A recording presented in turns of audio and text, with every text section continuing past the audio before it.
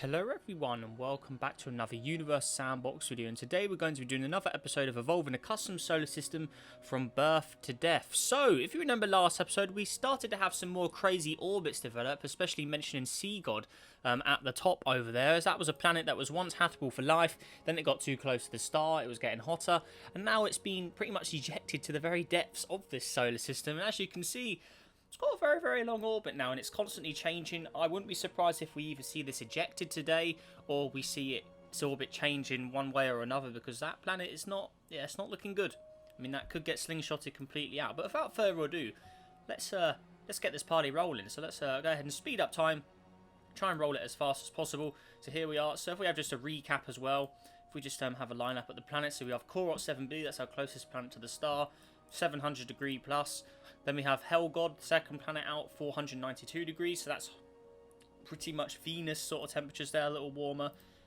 Then further out we've got Cryotopia, a planet that was once lifelike a world, not anymore. It's now looking pretty vicious with those blue clouds, they look quite cool. Then we have Trantor, next planet out, it's 168 degrees here, very, very sort of dead looking there. Then we have Beowulf. This is a planet that has life on it currently at the moment. I know it appears frozen, but it's at 26 degrees. So this world is currently a world for life, really. So I mean, if we look at its stats, it has good stats, 82 and 62 there. Next planet out, Capoodle. Similar story with this one. Yeah, it's in the good area of the star right now, sitting at a comfortable 25 degrees, really. So yeah, that's where life would be the best place to survive at the moment.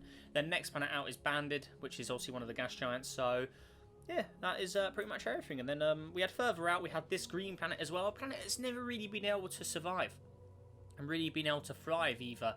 It's because its planet orbit just keeps getting changed by the gas giant's presence. So every time it gets in a good spot, its orbit changes again, then it can't warm up anymore. So I mean, maybe it'll warm up today. We'll have to wait and see. And then the other planet that had life was Sea God, but this planet was boiling hot at one point, but not anymore. So yeah, let's let things play out. And I think obviously what we're going to have to do is the star needs to evolve a bit more today. I think we're going to have to start entering the red giant phase today. I think we need to get a lot bigger just to make things a little more interesting. So what we're going to do is we're going to obviously go ahead, throw a save in as always before we change anything. So save. Okay, so here we are. So star. So luminosity is currently 11. I want to start really sort of increasing this up. So going to go up to 18, and obviously radius as star going to be getting a little bigger as well, so we're going to have a considerable size increase there. 18 luminous sun. So now if we slow things down, go all the way back down to a few days, press play. Well, that's still going a little fast enough what it would, but if we look at the planets now, Korot 7b increasing in temperature, coming up almost to 1,000 degrees now as the star is getting more dangerous. Hell God, next planet out. We're going to start seeing that atmosphere slowly disappear as it gets hotter. Cryo, yeah, that's completely lost its clouds now. Same with Trantor. I mean, that's going to get pretty warm indeed.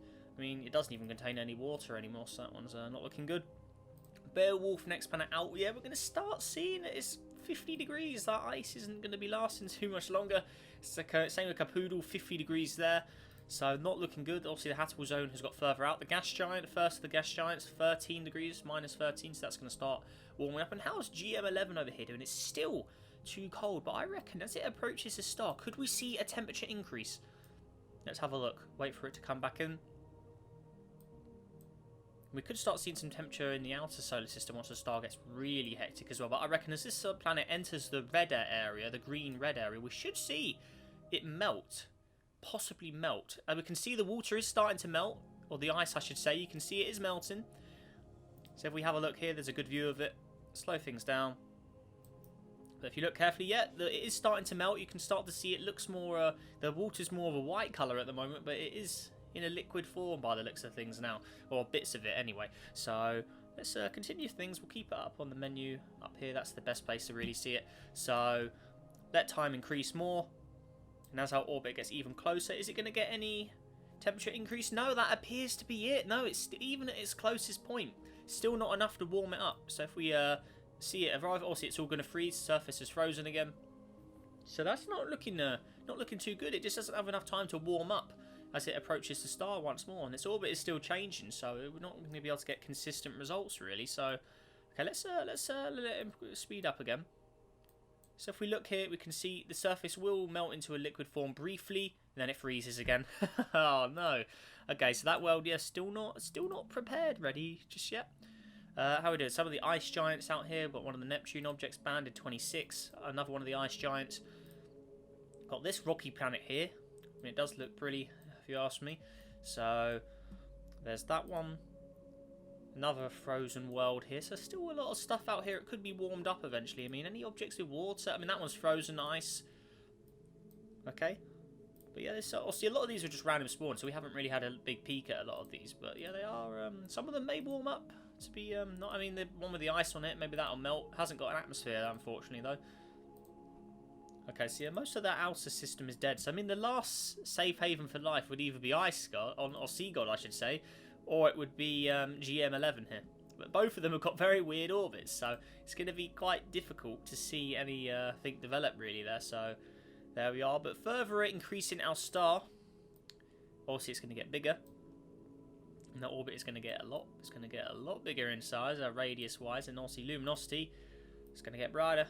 Going to go up to 45 now. So as we're really starting to enter sort of red giant era, so stars running out of its hydrogen and fuel, it's going to start doing helium instead. Start burning the helium up and fusing that in its fusion process. So it's going to get a little bigger and more vibrant a lot faster. So as we can see, GM11, we should start to possibly see some liquid water develop. Maybe. Yes, it went into positive temperatures. So it is on the edge of some goodness there. I'm interested to see when Sea God eventually returns, because its orbit is so long. It may return when the star when the star was a lot cold or cooler, or a lot less luminous, I should say. But as it approaches a star again, the star's going to be a whole different monster to the way it was before. So let's check its orbit. Actually, that's a long orbit, 17,000 years. That's pretty big. 600 AU roughly as well. So that's a very, very nasty orbit. Okay, cool. Let's increase things once more. Now I think it's time for another interstellar visitor as well. So I know a lot of people did like this from last time. So we're going to have another traveller entering our solar system. So we're going to go gas giant. We're going to go with this 2-mass object here. So this is quite a larger object, but we're going to fire it in there.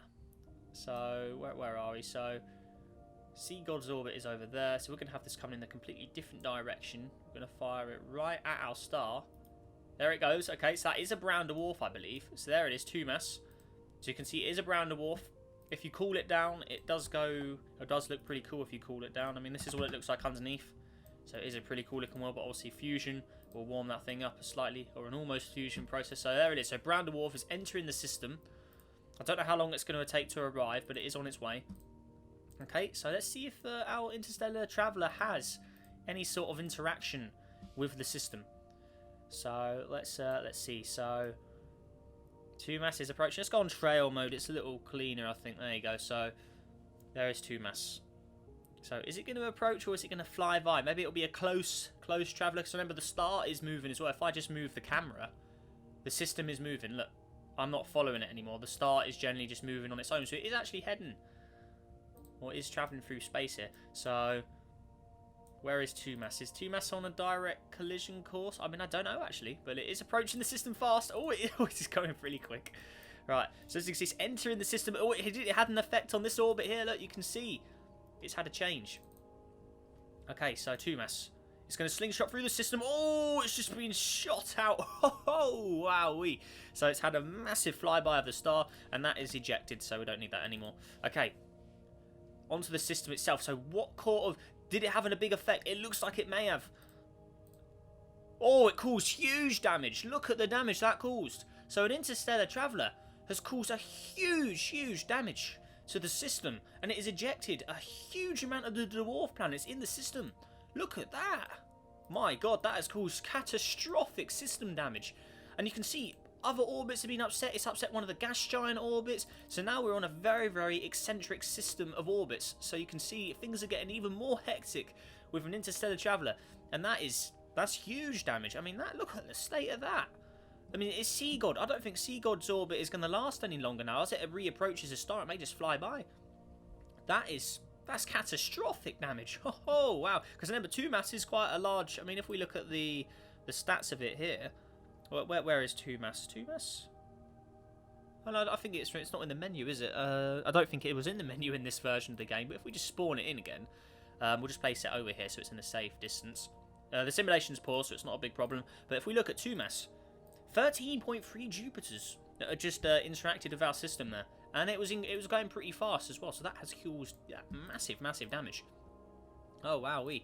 Okay, so just going back to the inner system as well, just to see how things have progressed, we can see the inner planets are just, they're not looking good whatsoever now. So all very dangerous temperatures. Beowulf, 159 degrees. I mean, the water, in theory, the water should just be gone now at that sort of temperature. Same with Capoodle. I mean, I don't think we'll be seeing water there anymore. So we're just going to have to manually remove that. So that's going to get hotter now. Banded 27. Even the gas giant, yes, getting temperature. Okay, right. So let's look back onto the star. And just look at the state of the orbits. I mean, that's huge. Because now we have this gas giant. This one's got 89 Earths, and now it's on a slingshot orbit. So this planet now could have effects on the inner solar system as it approaches and flybys. It could change orbits. It just needs to have that right interaction with another planet, and it could have some serious consequences. We can see one of the ice giants, Neptune here. This one has also had quite a inclined orbit now made by that gas giant. God, that gas giant causes huge damage. Wow. Okay, so I don't think any of this is coming back, is it? I mean, we'll go up to maximum speed. Pretty much the furthest we can go. I mean, if we look at the objects that have been ejected, so this object over here, one of the dwarf planets. So if we look at one of the dwarf planets, I mean, how far away is this from the star now? If we turn trails off, orbits off, there you go. So there's the star. So how far away is this roughly? 900 AU roughly. I mean, it hasn't got an orbit anymore, so I mean, let's just try and place it, look roughly from where the star is. So, from the star... Oh my god, that's crazy. I mean, I can't even see how far away it is from the star anymore. I'm in orbit. Oh, then, okay, there we are. So, we are at 900, roughly 900 AU away. 860, roughly, around that, from the star. And that's also going to keep getting further away as time progresses. So, they are long gone. Okay, so back onto trail mode. So obviously that's all. So the star has increased in speed as well, by the looks of things, from that interaction. So you can see star is traveling at 3 kilometers. I'm pretty sure that is quicker than what it was before. So you can see it. Yeah, the star is also heading away from all those objects as well. So not good. You can see. Yeah, that's not looking good whatsoever. So I think we can pretty much agree that these aren't coming back. So we can just get rid of them because their orbits are just going to be a pest otherwise. So you can see all these ejected dwarf planets. The outer solar system took a massive pounding. Sea God is still over there, but I'm not sure it's really ever going to return, really. I mean, if we just have a look here.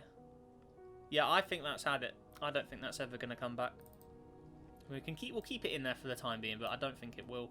So we can see, yeah, huge damage to the system and massive orbital changes. So we're going to go ahead and override our save. So there we are. So that's a huge change later on in this solar system's life. But obviously, continuing on with the expansion of this system, star is going to be getting a little more dangerous now. So we're going to get increase in size. So you can see luminosity-wise, it's getting big. And then radius is getting bigger. Luminosity, we're going to have a big boost up to 82 now. So we can see it's starting to increase a lot quicker, more dangerous. So if we slow down time and just have a little investigation to see what's going on here now. So we see Trantor, that's in the 400-500. That's the Venus temperatures now. Cryotopia again, we're approaching Venus temperatures. Capoodle over here, this was a planet once possible for life, not anymore. Where's Beowulf gone as well? Where is Beowulf? It's over here. What's happened to Beowulf? Oh, it's got a bigger orbit now. 112 degrees. So that one is still too hot now. Okay. And I think there's no other places for life other than GM11. It's finally getting its time in the sun. Well, for a bit anyway. It's going up to 50 degrees. It is getting very warm. It's almost going up to 77 degrees as it flies by the star. And also it decreases it gets further away. It's going to freeze up again. Yeah, so solid ice into the -40s. That's almost getting to Mars temperatures of cold. And then obviously as it approaches the star again, we're going to warm up. We're going to see all that ice melt once more.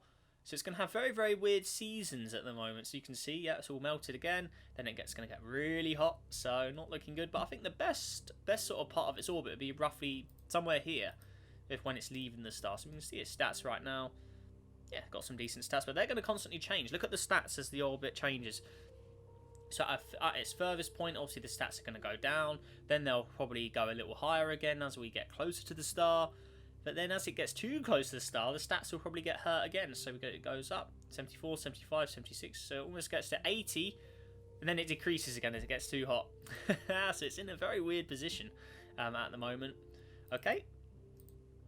So back onto the star itself. Let's let time. Let's actually let time advance very fast. What orbit is that? This object here. So one of the dwarf planets has got almost like a comet-like orbit. Look at this one.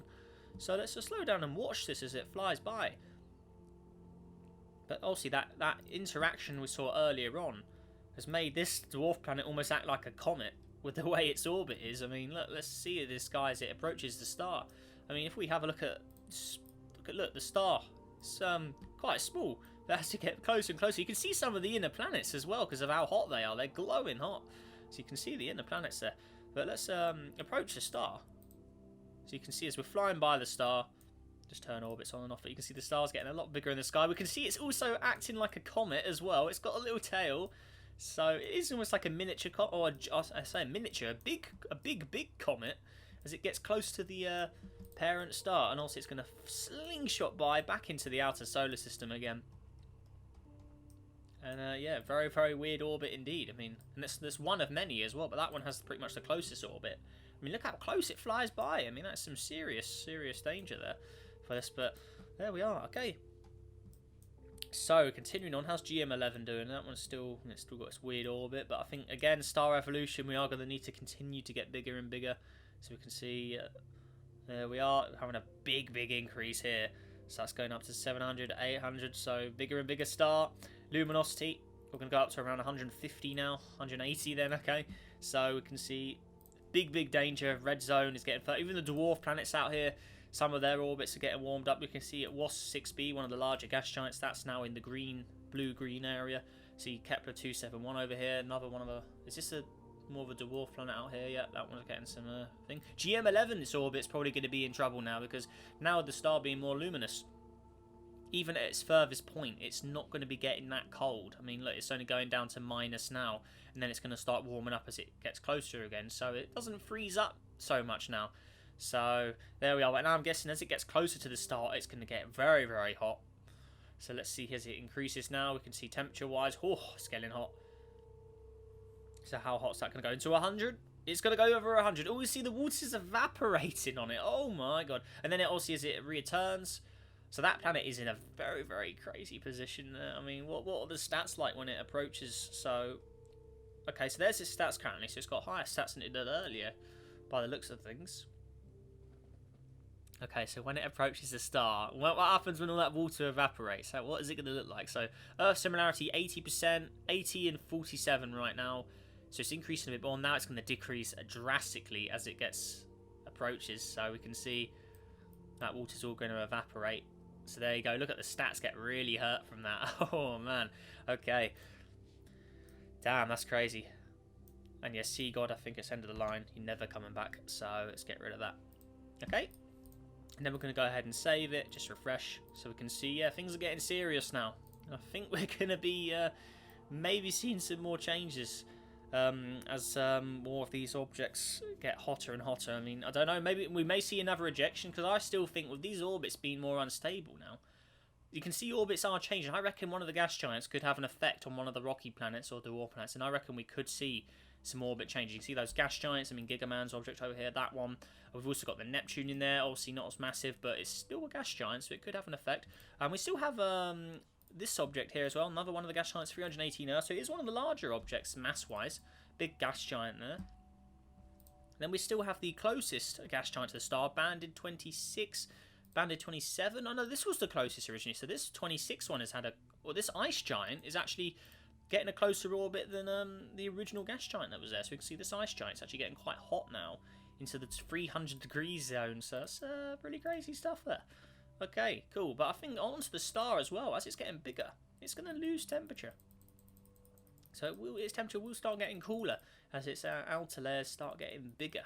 So there we are. I mean, kilometer-wise, I mean, how many suns is this? So, yeah, 13 suns, mass or radius-wise. So it's getting pretty hectic, but we can see it increasing more and more.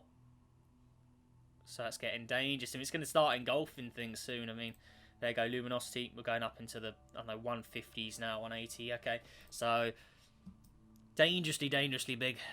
I mean, how large is it compared to the original Arcturus, which we spawned, or which, so, okay, so it's not actually at its original state yet, of when we, because obviously when we spawned it in the original episode, we had to make it smaller, because it was younger, but it's not actually at its full sort of stage yet, so, yeah, okay, cool. But it is getting there, so, I mean, there we are. How are we doing at Capoodle, for instance? This was a planet that was, on the sort of edge of the zone, but now we can see it's getting very, very hot there. Not looking good whatsoever. So it goes up to 700 at its closest point. So let's just slow things down and watch it in slow motion. So as it approaches the star, we can see it's going to get violently hot. Oh yeah, so there you go. Okay, right, Beowulf, how you doing? So 250 degrees there. Korot 7b. Ho, very, very hot now there indeed. Cryotopia, how you doing? That's in the 400s area now as well. Oh man, that's getting very, very hot. I like how it still has water. We'll just remove the water, get the cool clouds back. There you go. So 400 degrees, and I'll see. There you go. Oh man, that is pretty hectic. Wow. Okay, cool. Now we could take a point here where solar winds may pull objects inwards. So maybe we should shrink the system down. I'm not sure. But let's keep things going. Well, in theory, as the star gets bigger, it may push objects out, actually. So maybe we have to expand the system a bit once the star gets to ridiculous sizes. So there we are. So that object's pretty crazy looking. Let's just go ahead and close that. Okay, so onto the star. Okay, so let's just have a bit of time to evolve with the orbits as well. Furthest object out is currently this object, so one of the dwarfs. So even at its closest point, it doesn't warm up, still stays in the minuses, and it's all the way over there. So that's a pretty insane orbit. Alrighty, so how are we doing? You can still see orbits changing there. You can see at this one with the red trail. What was that? That was oh, Banded 26. So this ice giant, that one's still having orbit changes, having interactions with the larger gas objects in here. Okay, so let's just continue to watch as this plays out, because we need to have a bit of evolution time as well. I mean, look how long we've ran the simulation for. Wowee, that's almost coming up to 100,000 years of random simulation time. So we've had quite a good go with running this one. That's looking pretty good. Hey. Right. Oh, you can still see orbit. What orbit is that? So that is... What's this yellowy coloured one? Oh, so that's GML. So a planet that still hasn't made its mind up. Is it lost all of its water? Oh, it's lost all of its water. Oh, no. Oh. So I guess it got too close. The star just got rid of all of its water. So it looks like it's in a decent... Its orbit... I mean, how hot is it? So it goes into the 400s there. So all that water just evaporated long ago. Oh, no. It lost all the water. Oh. So that's uninhabitable. Completely uninhabitable now. No chance there. So is there any objects that are even a safe haven? Because we did have a dwarf planet with ice on it, but does that dwarf planet still exist, or did it get ejected? See, I think it's gone, yeah. I don't think there's any objects that contain water anymore other than the ice giants like Neptune over here. I don't think there's anything else that actually contains water. So, not good. Not good at all. Oh, man. Okay. So let's keep things going. Wowee, okay. So there's a full sort of look of it all running at maximum speed. So you can still see as objects go in there. That gas giant, Gigaman. Oh, we could see that object's had a change again as well. That big trail over there. So that, whatever this one is, yeah. So this dwarf planet, that one's had a very, very nasty ejection almost there as well. Okay, still see as this Gigaman object comes in, it does flick around a lot of the orbits in there. I mean, what is going on here now? Is that... Oh, it's GM11. Oh, so now this is actually one of the closest planet at one point in its orbit. So where even is it? So it's coming down now. Here it is. So let's watch it as it approaches the star and be the closest object. Oh, no, there's an object that gets even closer, which is that dwarf planet thing out there. Okay. So we're traveling a few months. As we can see, temperature-wise, it goes up into 1,000 degrees.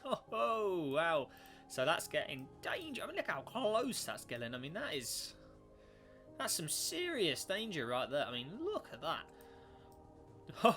Oh, wowee. Almost 2,000 degrees as it approaches the star and leaves. That's seriously crazy stuff. So there we are. But onto the star itself. Evolution time once more. It's going to be getting bigger. I mean, it's probably going to get big enough to engulf that dwarf planet if it does think about returning. Because look, there you go. Orbit-wise, it's going to eat up the closest point of that orbit. So there we are. Luminosity as well. Getting more dangerous. We're going to go into the big numbers now. We're having a huge boost up to 1,000 now. So that's getting... yes, very, very insane stuff. So even these dwarf planets, they're going to start seeing temperature changes as star gets bigger and bigger. So how are we looking? So that's going to slowly warm up, I reckon. Maximum simulation speed, please. There you are. So the dwarf planets, yep, they're going to warm up. So things are going to get very, very hot and spicy in here now. I mean, I'd love to see what happens to where even is GM11 over here. I mean, as that returns, how hot is that going to be getting now with its approach to the even more dangerous star? Oh, we need to increase a little more. This orbit is practically like a comet as well. Where's that dwarf planet gone? Is that still... that's on its way back as well. Okay, that's going to collide with the star. Probably as well, so... Okay. So let's see how this plays out. Oh, man. I mean, that orbit is so close to the star. I mean, could it get pulled in? I mean, look how close that orbit goes to the star. I mean, that is just dangerous. I mean, is it going to survive? I mean, I don't know. I mean, that is right on the edge of existence there. I mean, we're going to have a close replay of this. I mean, that's some serious, serious close proximity to the star. I mean, is it going to fall in? I mean, oh. Okay, so closest approach. I mean, if we just look in the sky of this object. That's what you see in the sky. Red giant star practically at this point. So, lots and lots of danger. Okay, so... I mean, just looking at its orbit, I mean, I think it will fly by. I mean, you can see that is... I mean, when we evolve the star next, this one isn't going to be lasting. I mean, that is so close to the surface. I mean, it could lose material.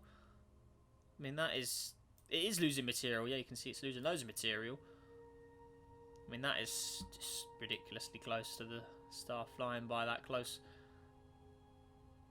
Oh my god. And now it leaves it's leaving. God, that's insane. Okay. So that star's bubbling, very, very hungry. I think temperature-wise, we're going to be losing more temperature as well, as it becomes more reddish. Okay. So let's let things play out again. So where is that dwarf planet gone? It's either collided with the star, or its orbit has changed, which is this object over here. So I think its orbit has changed. It's not on a collision course anymore. My god, that is insane. How's the closest planet? There's a Korots. That must be at almost 2,000 degrees now. Yeah, okay. Pretty crazy stuff. So, as time evolves even more, increase to the radius is going to engulf the orbit of GM11. So, big, big star. So that's going to get even more insane. Luminosity as well. Obviously more dangerous. Going up into 500 now. But GM11, its final orbit. Let's see what happens. That's going to obviously get engulfed, as its orbit is so inclined that the star getting bigger is not going to allow it to get that close anymore without being pulled in, pretty much. So, really crazy stuff. Okay, so let's watch it as it approaches its final approach to the star. Here we go. So its final approach. Here we are. Oh my god. Okay. So the red giant star, its surface is going to melt for the last time as we approach the impending death of this planet. So let's speed up a little more. You can watch as its surface melts for the final time, I guess. I mean, can we... Oh, we can do that in this version. Yes, perfect. So you can just watch as this is going to dissolve away into the star. Oh, here we go.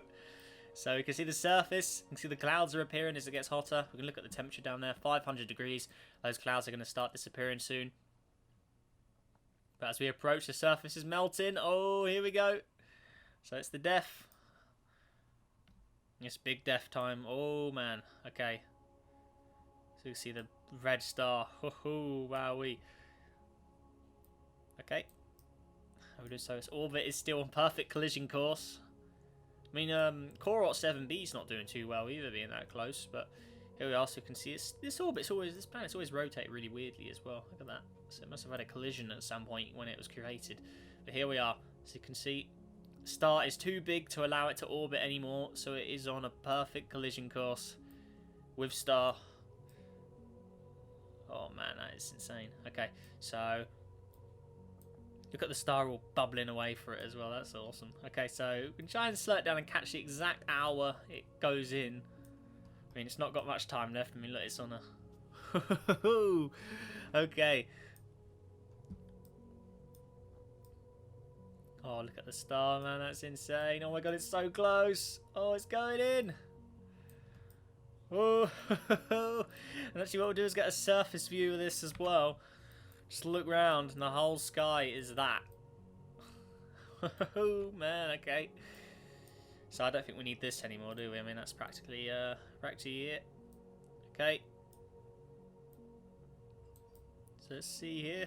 Oh, it's so close. It's got probably seconds, minutes left. We are traveling at 7 minutes a second. I mean, that is right. That is right about to collide. So, I mean, look at that. I mean, that is... Is it gone in? Oh my gosh, that's so close. Whoa. Whoa. Oh! It's made the star get a little holler, hasn't it? Oh no. So is it collided? I don't know if it no, it hasn't collided. What's going on? There's something else collided. I don't think so. I mean, it's going to go in though. I mean, oh, it's gone. It's gone. It's gone. Oh dear. Why is it losing temperature? I mean, I think that's... You're inside the star. What is that all about? At a time increase. I mean, star going to dissolve it? There's no way. Yeah, it's gone. It's been eaten. Okay, so star has got very hot from collision. So that's an interesting turn, isn't it? So 8,000 degrees, but obviously that will eventually probably cool down, I'd say. I mean, I don't know. So there we are. So now we have a blue star from the collision. But would that really do that? I mean, I'm not sure. We're going to halve it. There you go. So there we are. So planet has been dissolved. I mean, what other orbit is that? So that's that dwarf planet, isn't it? That's all the way over here. It's on its way back, but it's going to take a long time. But that's also on a death course as well. As Singapore, you can see its orbit is really having a... So here it is. Here it comes. Okay. Okay. Come on. It's coming in hot. It's coming in very hot. You can see its temperatures are going to increase. Oh, there it is. And it survived. It somehow had a fly. Oh my! You can see its orbit is. Okay, wowee. Damn.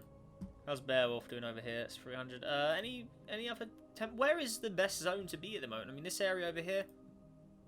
I mean, this sort of area.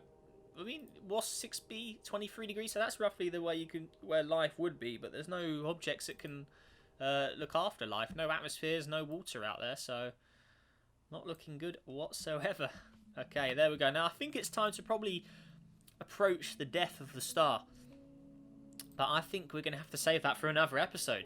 So there we are, guys. That does it for today's video of evolving a custom solar system from birth to death. So if you guys enjoyed it, let me know your thoughts and opinions down below. I really hope you enjoyed it, actually, because this one was quite a lot of fun to film. And yeah, let me know what you think of our interstellar visitor, which really messed things up orbit-wise. And yeah, was that a good idea? I mean, what's done is done. We can't go back now, so let me know. Was that cool, or was that a little too much? Or yeah, let me know any feedback on that. Let me know. But with that all said and done, like I said, let's go for 50 likes on today's video, guys. Subscribe for more help on the journey to 23,000 subscribers.